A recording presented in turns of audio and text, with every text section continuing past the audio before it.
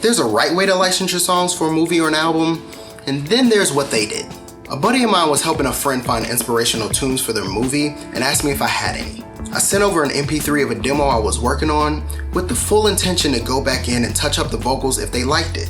They sent over a license, I sent it back with my revisions and a note to let me know when they needed the finished song.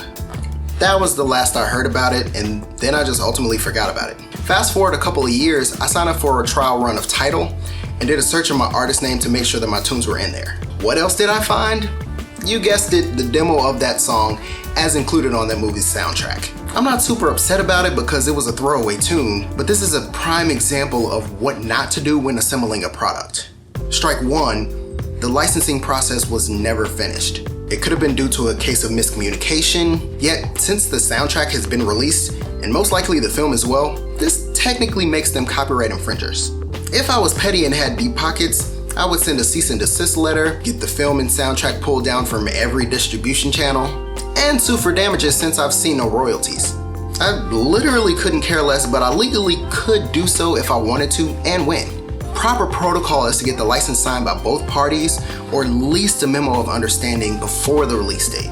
And each party should have a copy of the license. It's also an added courtesy to put the licensor on notice whenever the product is released. In reality, this doesn't always happen, but everyone should be okay with the product going out of the door, which brings me to strike two. The soundtrack wasn't mastered. I skim listened to the soundtrack once I realized it existed. While I will refrain judgment on the other songs included, I could tell by the second or third song that the album wasn't mastered. The volume levels were too low on some songs and too loud on others, and the EQ levels were all over the place. Proper protocol, get the entire product mastered. This will ensure that the product sounds polished and sonically comparable to other professionally released music.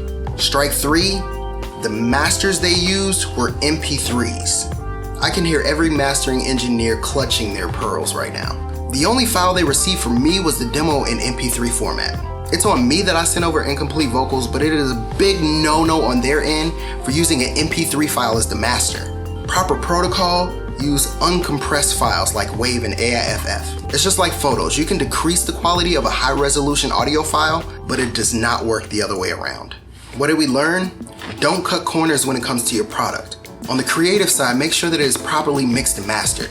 If you want to impress people enough to purchase your product, it needs to be able to sonically hold its own beside the music on the radio, which isn't saying much. At the very least, every DAW has mastering templates that you can use.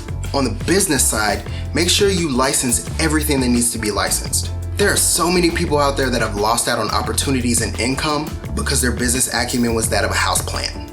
As for my situation, I took the L on this one. Don't let my apathetic reaction fool you. The song has been registered at ASCAP in case any performance royalties funnel through, and I will come for my mechanicals if I get any inclination that it's selling enough to grab a steak dinner at the nearest Sizzler. But in terms of me putting up a fight with a production company, I don't see that happening. Won't happen again though. Thanks for watching this video. Leave any questions you may have about the music industry in the comment section below, and it could be answered in a future video.